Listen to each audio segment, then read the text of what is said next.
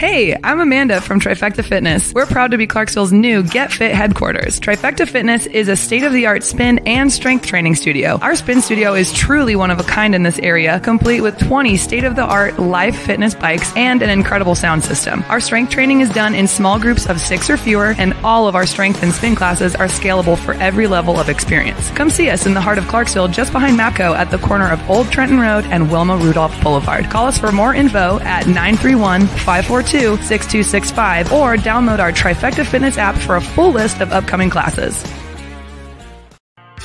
Welcome back. Welcome back. MisFitNation. We are a show founded by veterans and hosted by 2 veterans and a military spouse. Our mission is to get people to tell their stories to the world.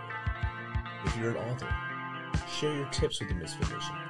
If you're a musician or actor, our audience needs to know how they too can get into the business. Coaches, we love our coaches. Come on and share some of your tips with the Misfit Nation to help them become better versions of themselves. If you are a corporate leader or entrepreneur, come on and share how you did it and how hard you have fought for success. If you are a veteran, first responder, or Star family, we'd love to have you come on and just share your story with the Misfit Nation. We always have time for you. If you're feeling down, alone, or starting to see the darkness, stop. Think about those who are around you. You are not alone. You will be missed. If you feel like your problems will be a burden to those in your inner circle or are embarrassed, dial 988. If you are a veteran, take option 1. We need you to keep pushing forward. Don't make a permanent solution to a temporary problem. If you're a new listener, welcome to the Misfit Nation. Be sure to subscribe to the show on your favorite podcast apps and also on our YouTube channel at @the_MisfitNation. Subscribe and click the bell to keep you up to date with our latest episodes and all of our news. You can also find us on Electrocast Media and About Face Radio. This will keep you tuned in to us and learn about our great guests. All right. Welcome to the show. Thanks for taking some of your Tuesday night to hang out with us live on About Face Radio, all our socials, simulcast on the Full Moon Radio, and now, as of today, we are on Heroes Media Group as well. Thanks, Adam, for bringing us on board. Our next guest is a transformational leader who supports women to transition from one stage of life to the next in a really healthy way. She uses the ancient wisdom inherent in traditional rites of passage processes to bring awareness to the elements that are required to ensure that these inevitable transitions in life are done well. So without further ado, let's welcome Paula Conroy to the Misfit Nation. Welcome, Paula. Oh, hi, Rich. It's such a pleasure to be here with you on your show tonight. Thank you so much for having me. Oh, it's great to have you here. And like we were talking in the pre-show, we're reaching across time zones. You're in the next day right now, so you're in the future. So I'm speaking to the future right now, so this is amazing. And you're telling me how beautiful it is there where you are in Australia. And I'm telling you how hot it is here and humid. So we'll make that mix together and bring the audience a better place tonight and today. Yeah. Yeah, totally fantastic. I always find it so interesting when we're talking across time zones like this, because as you say, you know, all of your listeners potentially are heading into their evening rotation, and I've just started my day. So it's really nice to mix together this experience of our frequencies across the world. Definitely. And Paul, like I told you in the pre-show, I'm only going to give a little blurb about you. If you want to give some more from as far back as you want to go to how we got to what you're doing now, that'd be great. Yeah, beautiful. Thanks so much, Rich. Well, many of your listeners may or may not recognize my accent, but I am actually born and bred in South Africa. And I left South Africa when I finished university when I was 21 years old. And I went to live in London for many years. And then I moved across to Australia, to Sydney for many years. And I'm now based in the beautiful seaside town called Byron Bay in Australia, which if any of you have never seen or heard of Byron Bay, I highly recommend coming to visit Australia and coming to the beautiful little town of Byron Bay. It's a magical little spot of the globe that has an extraordinary frequency to it and has attracted many people who are in the process of transitioning in their lives. A very strong Indigenous culture here in Australia. the Arakwal people of the Bunjalung Nation who look after this area, or the First Nations people of this area. And that is a very strong felt sensation here in Byron Bay. So my journey's kind of taken me all over the world and exposed me to many different things. I had a 15-year career in corporate banking where I managed as the country head here in Australia for a global bank. The client management team looking after about 40 staff onshore in many different places. And we had approximately about 2,200 corporate institutional clients under my jurisdiction.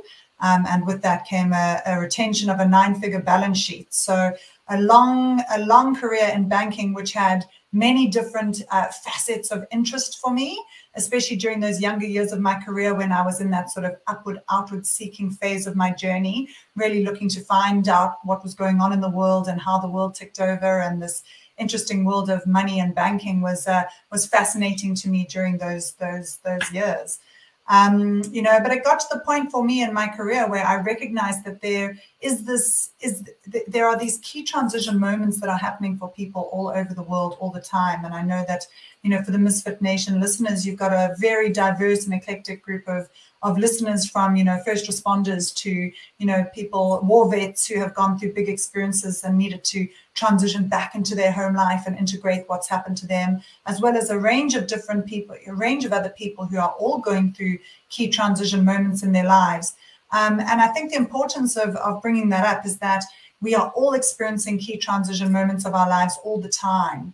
We are wanting to move from one stage into the next constantly. And I know for you, Rich, on a personal level, that, you took a good 365 days off in order to honor that transition from your long, and sterling career within the military to then give yourself that spaciousness to be able to reformulate what it is you wanted to do in that next phase of your life. And I really honor you for having the capacity and the wisdom to take that time. Whereas, often we don't take that time. We just feel that agitation and we sort of just take the leap and we do the next thing. And then within a short space of time, we're feeling the agitation again and we take the next leap. And so that spiral continues of us never really aligning to our own inherent, call or purpose. And I think for me, it came about, although on the external, I had this, seemingly glossy life of this, successful banking career, and all sorts of opportunities were laid out before me, especially as a woman in banking, which is quite a unique and rare thing, especially when I was in banking. To have a woman who was actually pursuing that kind of career is a very sought after person. And so for me, it was a very big experience for me to feel that agitation, that desire to want to transition into another stage of my life that felt more attuned to who I was. And at the same time, needing to kind of turn against this, seeming success and the dependency that a lot of my team members had on me, the financial dependency that I had on my salary, and my family having on that as well, to be able to make clear choices on how to transition out of that world into a world that feels more attuned to who I am. And for many years in that leadership role that I held, I kept asking this question around, what makes a female leader? I mean, I am deemed to be a female leader within my industry and within my organization. And yet, if I really get clear with people around what is female leadership, everybody comes with the aspect of rather the light aspects of the feminine. It's like compassion and care and empathy and, communication skills and networking skills. These are all the kind of facets that come with female leadership that are celebrated within the corporate sphere. But the words that never really came up was like, she's powerful, or she's strong, or she's determined, or she can, directly affect change. And so for me, like in that sort of waning stage or that experience of agitation, calling for a transition from one stage of life to the next, for me, it was very evident that I couldn't even answer that question as a woman. I couldn't even answer that question of what female leadership was all about. And I was like, wow, this is a bit concerning that I'm a woman and I can't even articulate what that is. So how am I supposed to expect the culture and the system and the men and, human resources to even understand what female leadership is actually all about if I can't even articulate that for myself as a woman? And so that question of who am I as a female leader really drove me to make the choices that I did to transition away from this, really fruitful and full of opportunities. My career was full of opportunities to transition away from that and then go on this exploration of what does it mean to be a female leader in the world, and what is it that it means to be a female leader in the same sense as what the sort of system and the patriarchal society or society as a whole deems to be important for leadership, which is powerful. We need powerful leaders that can directly affect change, hopefully for good. And we need women to be able to access what that power means to them, to be able to wield power in a really healthy way, not in a power over or a power against way. It's a power with the community, with the organization, with the whole of the masculine and the feminine that we're working with in our everyday lives here on earth as humans. And so that really prompted the journey for me to explore what that all meant and what that all looked like. Hence I went on a sort of internal rite of passage, a journey within myself to discover for myself what the essence of female leadership is all about and how to bring that back into the world in a really powerful, potent way that is in unison and harmony with balance and with community, and not against the system or against the other. It's more to kind of bring that possibility of integration into the world, to be able to harmonize and balance out this disparity that we have. There's so many polarities in the world at the moment, to vax or not to vax, and to go to war or not to go to war. And, it's just so many of these conversations are so polarizing. And all they do is seek to create more segregation and separation from one another, when really what we're trying to do is bring that, poles by definition, or polarization by definition, are there to create the possibility of coming together in one unified field.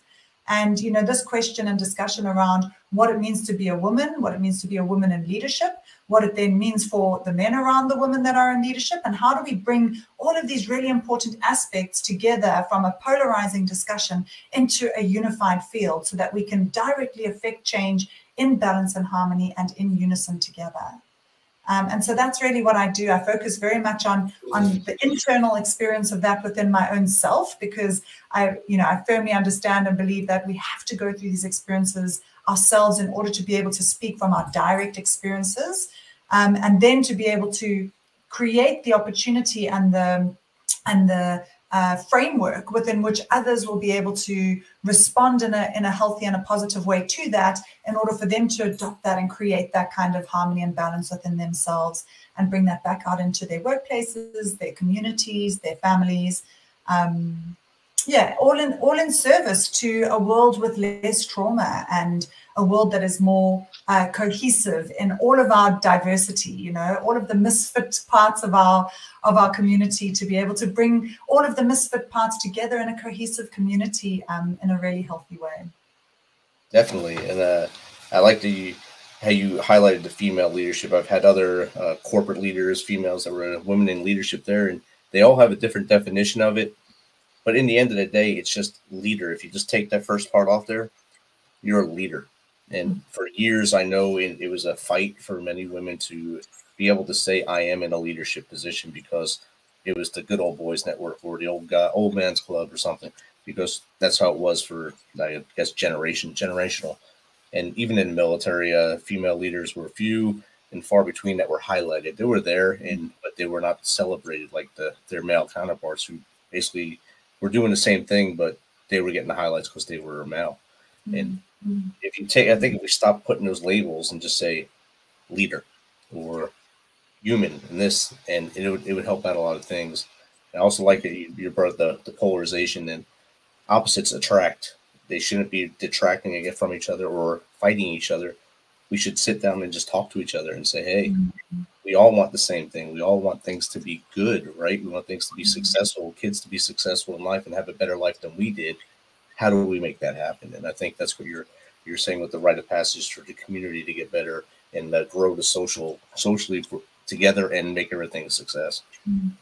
Yeah, spot on there, Rich. And, this is the thing, is ultimately what we'd love to get to is like, what does exemplary leadership look like? What does divine leadership look like? What does spirit leadership look like? However we want to term that kind of,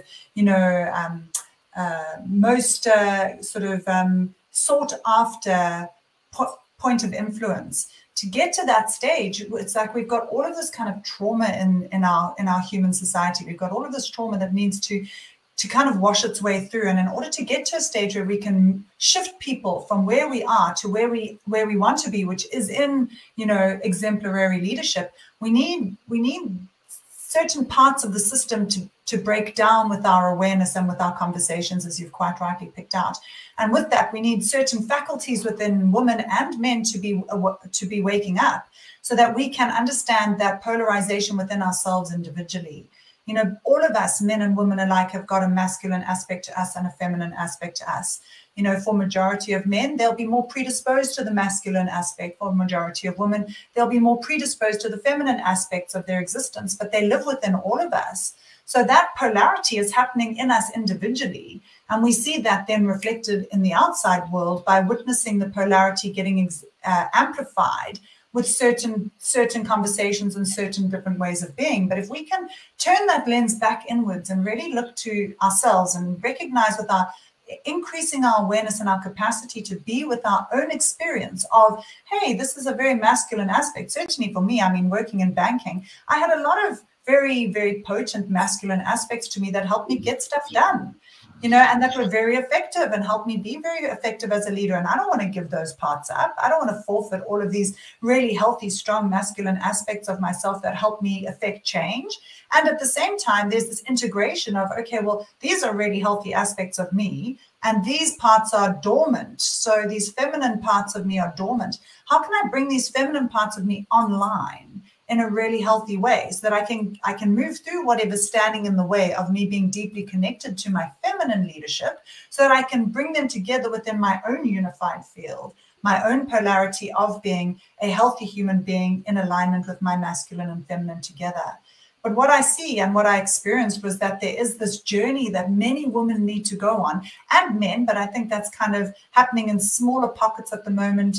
And there's more to come, I think, in the future. There's first this necessity for women to really go into this healing process within themselves around, so many women are filled with brilliance. Like, women are amazing. Like, they really are, they really can do so much. I'm so inspired by women. They really are, and men, but like women I'm passionate about, because I see, especially around me, these amazing women who have got so much value to add, so many gifts and talents that they haven't yet realized.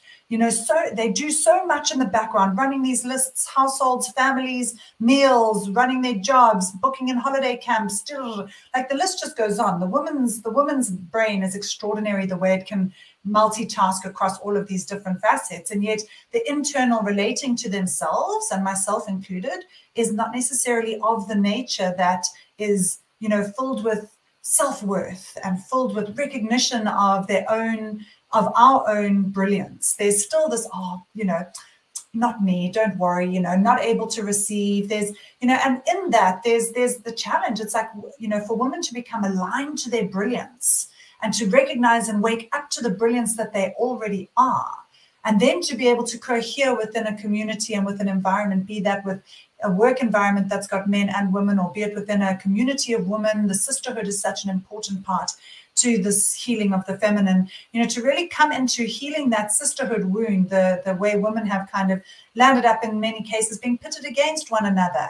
And that wound is deep. It goes back to when the witches were around, and the witches are probably even before that, probably even biblical times. But, witches were burnt at the stake, and they were given up by other women because, if somebody came to me and said, hey, Paula, you're a witch, we're going to burn you at the stake unless you tell us who is a witch, was like, oh, geez, well, I don't want to be burnt at the stake. I'm going to give up my sister next door because, she's a witch. So you can imagine the kind of wounding in the psyche that's happened between women and in the feminine consciousness around the world that is desperately calling for this healing at the moment. It's desperately calling for women to come through this wounding in a really healthy way, so that we can come back out into the world and perpetuate a frequency of love and harmony and balance in that unification of that polarization we've been speaking about.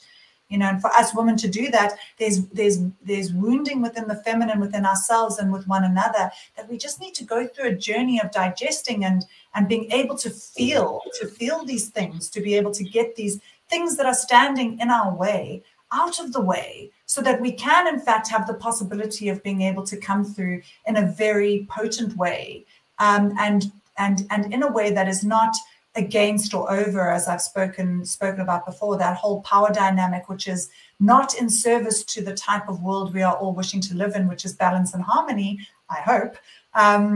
You know, it's not power over or power against, it's this power with, you know, directly affecting change with, because there's an attunement to that frequency of balance and harmony that is inbuilt, inherent within each woman and inherent within the communities that get cultivated with the possibility of this healing journey.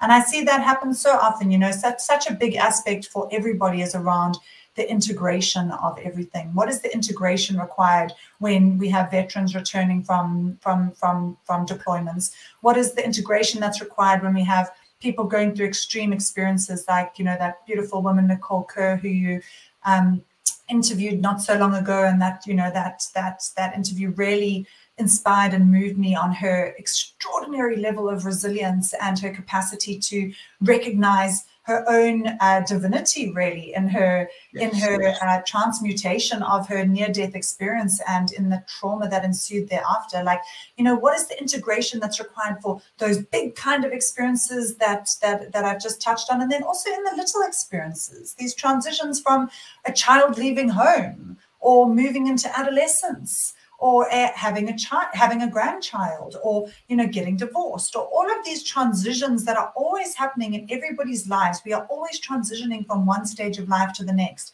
How do we do those transitions really well? You know, I utilize the ancient wisdom in Rites of Passage, which is extraordinary and very profound and very rich in its frequency.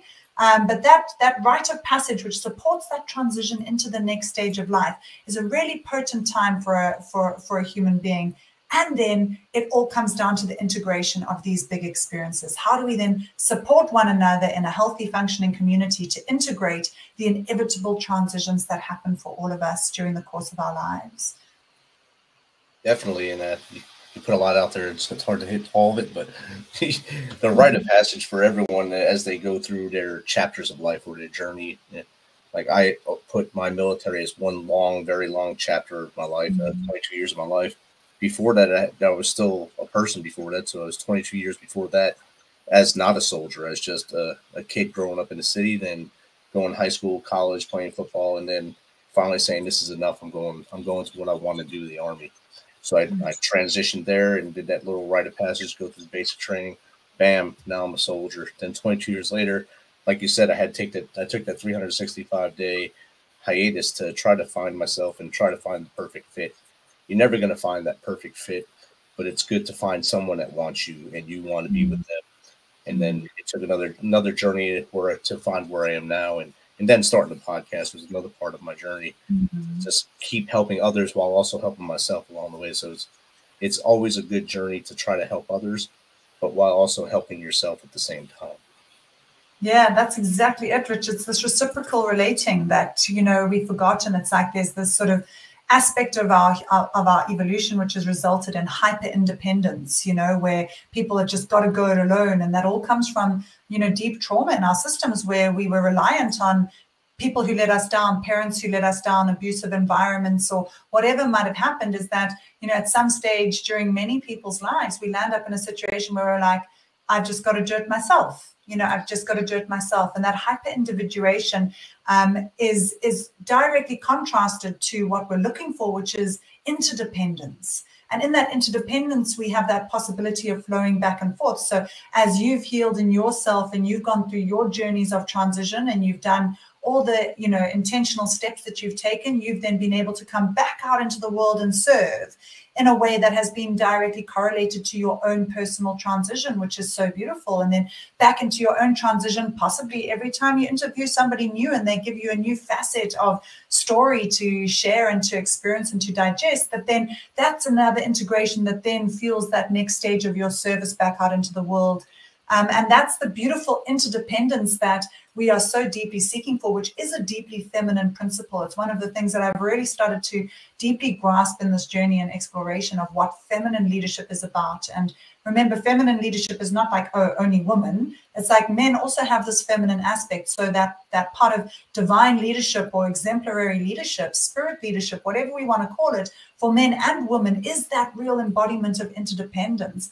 And, you know, you leading the way with your show and in your family and in your local community by really embodying that understanding within yourself of that backwards and forwards in that eternity band of interdependence, of growing together and healing together, is exactly what I would love to see proliferate across so many leaders in the world, is that deep understanding instead of that hyper independence and then that dominance over, and then the hierarchy comes back into effect. And now we're back into this wrong kind of structure here. We're moving away from that community feel, from the ecosystem of interdependence, which is such an important and healthy part of healthy functioning communities. And if we don't have that, unfortunately, we just move back into a system that is going to be skewed in a direction that is not conducive to the whole. It's conducive to one agenda or to the agenda of few. And I really feel that's where we are as a collective human population, in a rite of passage into understanding interdependence as opposed to hyper-individuation or hyper-independence. Definitely, and I believe the most successful leaders in any male, female, they surround themselves with other great people that help build them up. So that community of leaders that are with them, or community of experts that are with them, is what makes that leader look really much better. Even though they're wearing the hat of leader, it's the people around them that are doing all the hard work, all the efforts to make things look amazing. And then they'll pass that leader up at some point. And the leader's going to say, good, I can retire. Yeah, beautiful. I love that. You know, we need more clappers in our corners, you know, like clapping one another along and really recognizing the unique gifts and talents in every human being, and being able within ourselves to celebrate that in another, instead of being in that wounding of segregation where we feel like, oh, if you're doing really well, that either puts me into self-pity, or that puts me into jealousy, or something's going on there for me in my wounding, for me not to be in the position where I can really celebrate another's success and clap them on and support them in their journey, so that collectively we are doing this together. Because we need to do it together, Rich. No one person's going to change the tide in the world. We know that. We have to do this together by connecting our frequencies and attuning that to this frequency of evolution and of balance and harmony that so many of us so deeply wish in our hearts.